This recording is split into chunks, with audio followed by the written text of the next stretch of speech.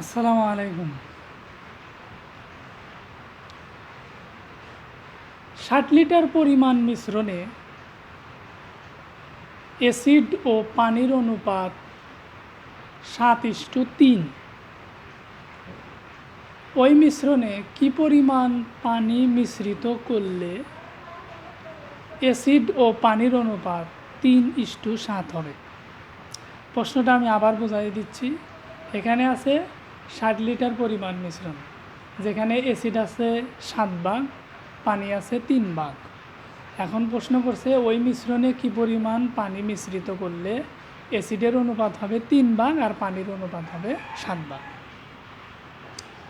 এই ধরনের অঙ্ক আমরা শর্টকাট টেকনিকের মাধ্যমে কিভাবে করা যায় সেটা দেখব। যদি দেখি যে অনুপাত বিপরীত থাকে, যেমন এইখানে অনুপাত আছে 7:3,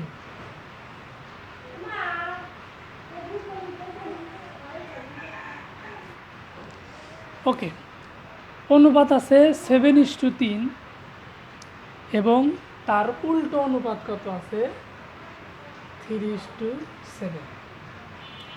যদি এইরকম কোনো অঙ্কে উল্টো অনুপাত থাকে, এখানে আছে 7:3 এবং চাইছে কত 3:7, এইরকম যদি থাকে তখন আমরা কি কাজ করব? কয় লিটার পরিমাণ মিশ্রণ 60,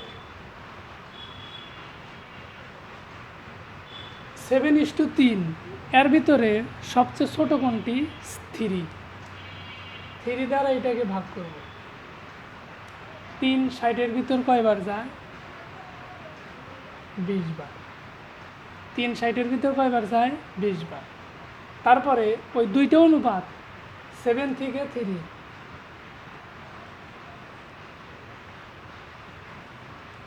7 বিয়োগ 3, বিয়োগ করলে কত হয় 4। এই 20 যেটা অ্যান্সার বের হবে তার সাথে গুণন করব, 4 20 80। এই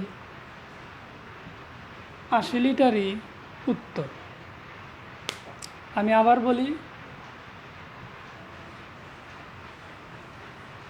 যেই পরিমাণটা দেওয়া আছে সেইটা লিখব। কত দেওয়া আছে 60। এই সূত্রটা কখন কাজে লাগবে? যখন দেখব যে এখানে অনুপাত দেওয়া আছে 7:3 এবং চাইছে কত 3:7, মানে উল্টা, তখনই এই সূত্রটা কাজে লাগবে। পরিমাণ দেওয়া আছে 60 লিটার, অনুপাতের সবচেয়ে ছোটকে 7 আর 3, এর ভিতরে ছোটকে 3 60-এর ভিতর কয়বার যায় 20 বার। অনুপাতের পার্থক্য কত? অনুপাতের পার্থক্য 7 - 3, 7 থেকে 3 বাদ দিলে 4। এই 4-এর সাথে অ্যান্সার গুণ করতে হবে, মানে 20 গুণ করতে হবে। 4 20 80, এটাই অ্যান্সার। আশা করি বুঝতে পারছেন।